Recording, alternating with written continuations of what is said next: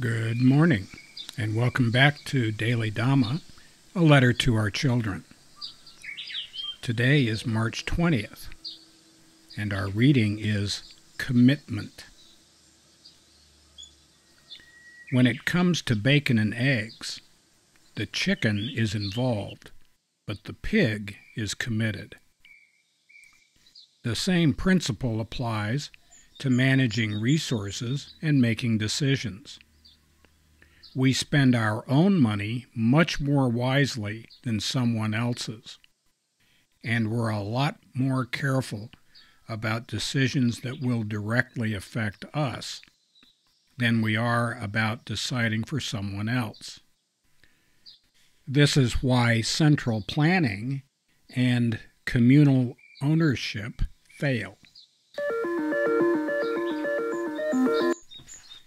Milton Friedman wrote a number of wonderful books, but one of our favorite is Free to Choose, a personal statement that he wrote with his wife, Rose. Anyway, one of the best parts in there is an analysis of cradle-to-grave welfare spending, and he's got a rubric.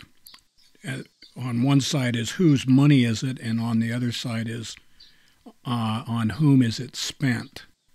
So there are four parts to this chart. There's whose money is it, yours or someone else's, and then on whom is it spent, and there's you or someone else. So we've got your money and you're spending it on you, your money and you're spending it on someone else's money and you're spending it on you, or someone else's money and you're spending it on someone else.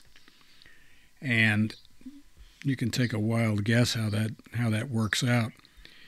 The incentives for bureaucrats who are running welfare programs or military procurement programs or just about anything using the public dime have a built-in incentive to get the best stuff they can possibly get, and price is no object. And yet those same people, when they're shopping for themselves, employ a level of caution and discernment that the rest of us can only hope they would apply or wish that they would apply to their public functions. Anyway, we need to exercise a lot of caution when we're spending somebody else's money or when we're making rules that are going to impact on other people's families and especially their children. And so this is a big deal in education as well. Milton Friedman was Thomas Sowell's dissertation supervisor at the University of Chicago, and so perhaps it's no surprise that Sowell would have as three main questions for public policy.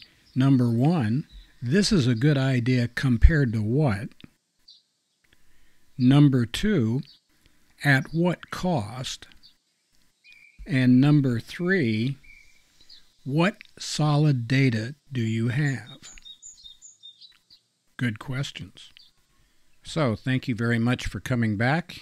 It's good to see you. Thank you for subscribing and for your comments. Thank you for going to Amazon and getting the book. We really appreciate that too. And we hope to see you again very soon. And happy trails to you until we meet again.